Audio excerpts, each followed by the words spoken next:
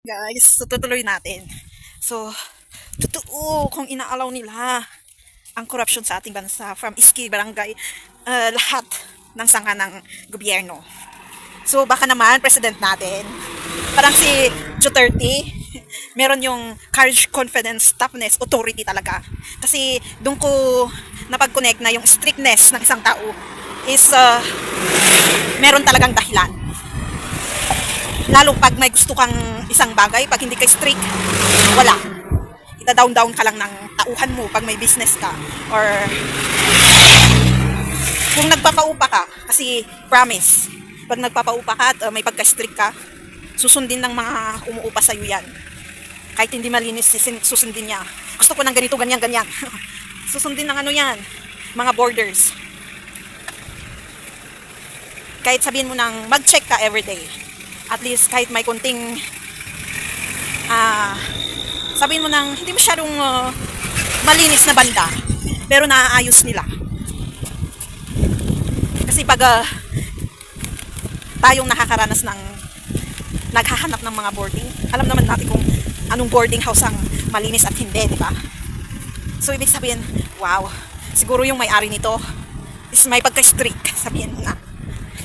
Or sa isang compound, isang community, isang municipality, kung malinis yung community niya, sigurado yung mayor nito or yung nakahandle na barangay, may authority talaga yan. Kahit nga sa mangangagat na aso kung may authority kang pigilan yung pangangagat niya, pwede Kahit sinabi mong stop, maintindihan ng aso yan.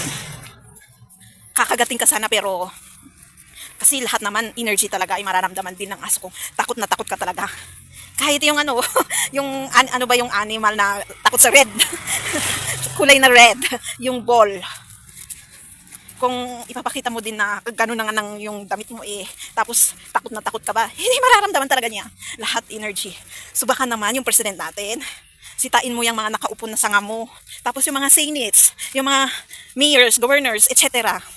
Baka naman yung mga barangay nyo, municipality nyo, i-handle nyo ng maayos. Gaganda po yan. And gusto kong nag-video dito sa labas para masabi ang gusto. And of course, kung pag sa vlogging, gusto ko ding idagdag to na lagi kong nakakalimutan. Madaming akong nababalitaan or nakikita sa social media na sikat na vlogger noon, model, ganito, babae at lalaki. Ngayon ganito na. Yung pangbabash natin, may problema ka na sa sarili mo, low self-esteem ka na nga, ganun pa ang ugali mo. Kailangan mo nang sitayin yung sarili mo. Kailangan mo ng tulong. I-accept mo na ganun ka. Ipag-pray mo yung sarili mo. Mawawala po yan. Sitayin mo yung sarili, bakit mo nararamdaman yung ganun sa isang tao. Yung may insecurities, yung may napansin ka sa isang nagbablog or sa isang tao face to face, physically. Kahit hindi sa vlogging or social media. Bakit mo nararamdaman yung ganun na pakiramdam at pag-iisip sa isang tao? Bakit mo hinahadlangan? Iwala namang ginagawa sa'yo. Kailangan mo na ng tulong. So, ipag-pray mo yung sarili mo. Well, kasi minsan nararamdaman ko din yan. Seems so familiar. Yung jelly na yan, yung creed.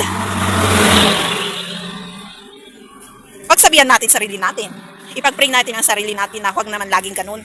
Low esteem na nga. Low self-esteem na nga. Ganun pa ang ugali. Walang kasiyahan. Actually, hindi ka masaya, kaya mo nararamdaman yun. Parang napro-project mo yung yung nakikita mong kasiyahan na nararamdaman ng taong yun. Sa hindi mo nararamdaman, kaya nawi-wish mo yun sa isang tao. Mabibigyan mo ng freedom yung sarili mo na yan. Pag i-apply mo, gawin mo yung process na kahit pagsabihan mo yung sarili naman, bakit mo naman naisip yan, naramdaman yan sa taong wala namang ginagawa. Or mag-pray kay God, God, sana hindi laging ganito yung nararamdaman ko. God, sana kahit sabihin mo nang sana mabigay ko din sa sarili ko yung kasiyahan na nararamdaman ng taong to. Promise, gagaan po yan. Kasi nga, alangan na lahat tayo yun ang gagawin. Kung walang mag-stand sa pagbabago, wala. Lahat na lang tayo, yun ang gagawin. Na parang normal na. Actually, hindi yun normal. Kasi, totoo yung ano eh. Kahit nakikita mo yung isang tao nag-smile, tapos napansin mo yung vibrance niya sa mukha, kahit smile lang. Anong kinaganda ng araw para mag-smile yung taong yun? Iisipin ng utak actually minsan. Lalo pag good morning, tapos ang saya-saya ng tao. Anong kinaganda ng umaga? Yun yung laging sagot eh. Ayun, sinira mo na yung mood ng parehas. Imbis na bigyan mo din yung sarili mo ng kasiyahan, ng positive energy. Ayun, lahat na ng trabaho mo sa isang araw, naapektuhan. Excuse me.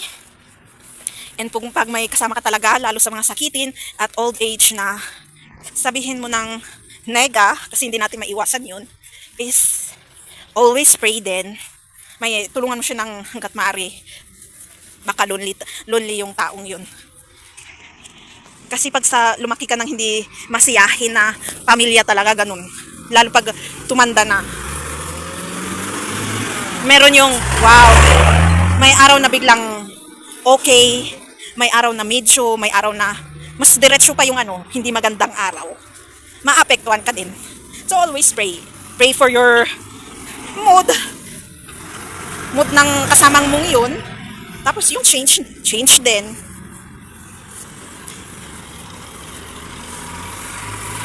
At i-accept natin na ganun talaga ang buhay.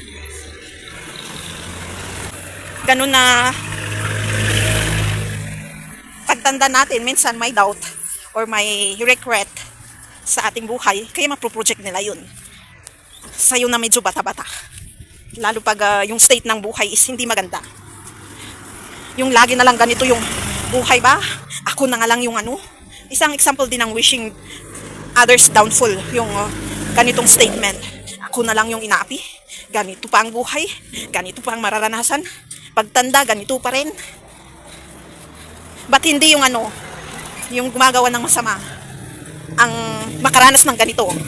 At minsan nasasabihin pa natin, sila na lang mamatay, daming namamatay sa deserve nilang mas mamatay kasi yung mabuting tao. Well, sample ng wishing bad kahit tayo ang victim. Iwasan po natin yun.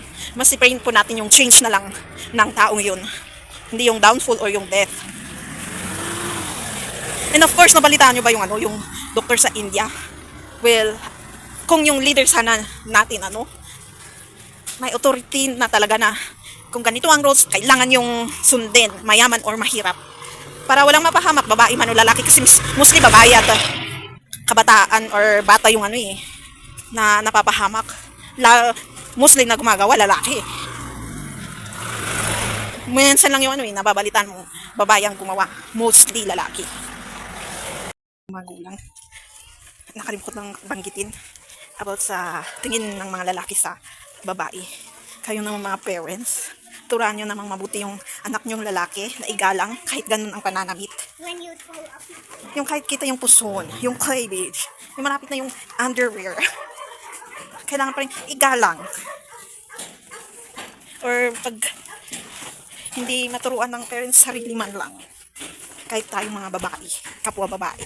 Kasi minsan tayo din kapwa babae ang nag-i-initiate.